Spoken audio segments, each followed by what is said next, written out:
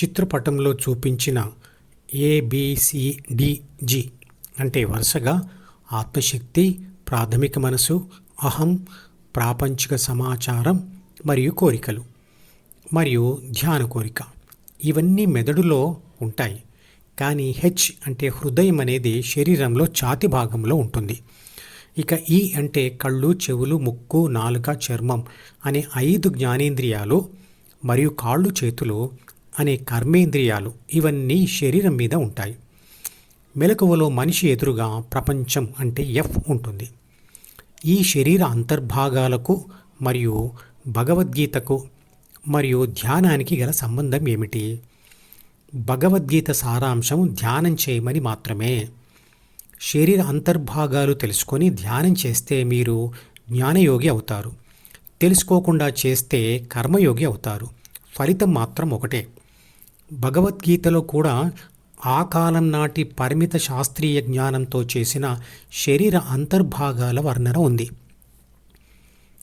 మెదడులో ఉన్న 8600 కోట్ల న్యూరాన్ కణాలలోని ప్రతి న్యూరాన్ కణంలో మీరు ఆత్మశక్తి రూపంలో ఉంటూ ప్రపంచంతో వ్యవహరిస్తూ ఉంటారు. అంటే ప్రతి న్యూరాన్ కణంలో ఒకటి చొప్పున మొత్తం 8600 కోట్ల ఆత్మలు ఉన్నాయన్నమాట. అంటే మీరు 8600 కోట్ల శక్తి శకలాలుగా విడిపోయి మెదడులో ఉన్నారు.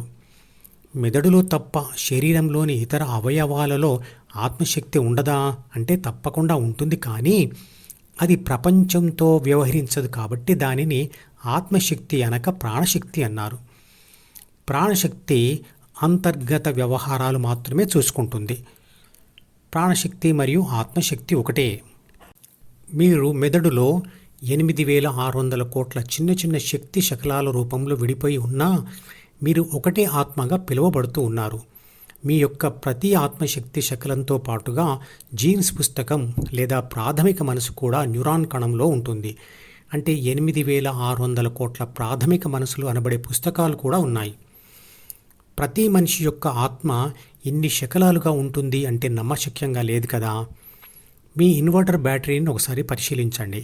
అందులో కూడా చిన్న చిన్న 6 బ్యాటరీలు ఒక ప్రత్యేక పద్ధతిలో కలపబడి ఒకే బ్యాటరీగా అంటే 6 శకలాలు కలిసి ఒకే శక్తిగా పనిచేస్తుంది.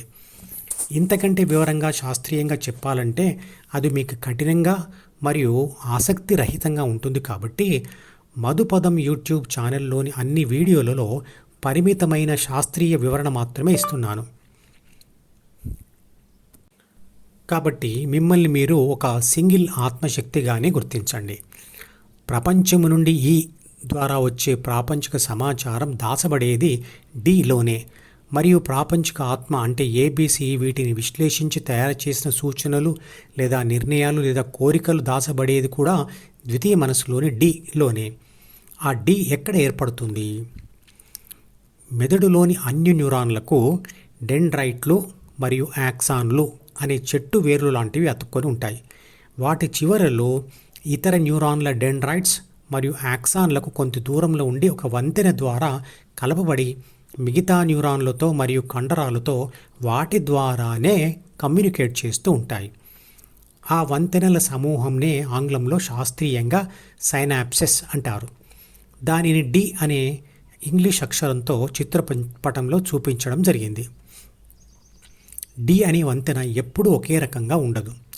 ప్రపంచం నుండి ఒకే రకమైన ప్రాపంచిక అనుభవ సమాచారం మళ్ళీ మళ్ళీ వస్తూ ఉంటే ఆ వంతెన బలపడుతూ ఉంటుంది. మరియు అదే ప్రాపంచిక అనుభవ సమాచారం మళ్ళీ మళ్ళీ రాకపోతే అంటే ఉపయోగించకపోతే బలహీనపడుతుంది. సారాంశం ఏమిటి అంటే ఒకే అనుభవం మళ్ళీ మళ్ళీ పొందుతుంటే జ్ఞాపకం గట్టిపడుతుంది. అసలే పొందకపోతే జ్ఞాపకం క్షీణిస్తుంది.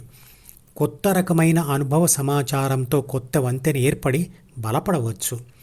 వంతెనల యొక్క ఈ లక్షణం వల్ల D అనేది సమాచారం దాచుకునే పుస్తకం అనుకోవచ్చు. D ద్వారా అంటే వంతెనల ద్వారానే బాహ్య ప్రపంచపు సమాచారం లోపలికి వస్తుంది మరియు ప్రాపంచిక ఆత్మ అంటే ABC తీసుకునే నిర్ణయాలు లేదా సూచనలు లేదా కోరికలు బయటకు వెళ్తుంటాయి. D అంటే కోరిక మరియు సమాచారంతో పాటు ప్రపంచ అనుభవాలతో మారే C అంటే అహం కూడా ద్వితీయ మనసులోనే ఉంటుంది. జీ అంటే ధ్యాన కోరిక కూడా డీలోని భాగమే, కానీ స్పష్టత కొరకు విడిగా చూపించబడింది. అహం అంటే సి ఏర్పడకముందు ప్రాథమిక మనసును చదివిన ఆత్మ మొట్టమొదటగా డి యొక్క బలహీనమైన దారుల ద్వారా ఈ నుండి లోపలికి వచ్చిన ప్రాపంచిక సమాచారమును ఫిల్టర్ చేసి, అంటే వడబోసి, తనకు నచ్చిన దానిని అనుభవించి ఆ అనుభవ సమాచారాన్ని డీలోనే రాస్తూ ఆ బలహీనమైన దారులను బలపరుస్తుంది మరియు అహం అనే భావనను కూడా బలపరుస్తూ పోతుంది.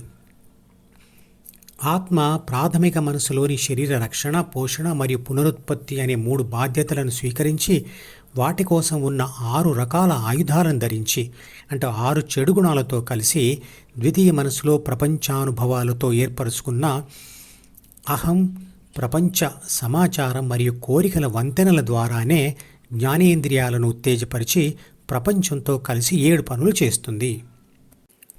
ఆత్మ, ప్రాథమిక మనసు, ద్వితీయ మనసు, జ్ఞానేంద్రియాలు మరియు ప్రపంచం అన్నీ కలిస్తేనే ఆత్మకు ప్రపంచ అనుభవం కలుగుతుంది. ఈ మధుపదం యూట్యూబ్ ఛానల్ వీడియోని సబ్స్క్రైబ్ చేసి గంట గుర్తును నొక్కి ఆల్ని సెలెక్ట్ చేసి ప్రతిరోజు యూట్యూబ్ ఓపెన్ చేసి అడుగున ఉన్న సబ్స్క్రిప్షన్ బటన్ నొక్కితే అన్ని లేటెస్ట్ వీడియోలు చూడవచ్చు.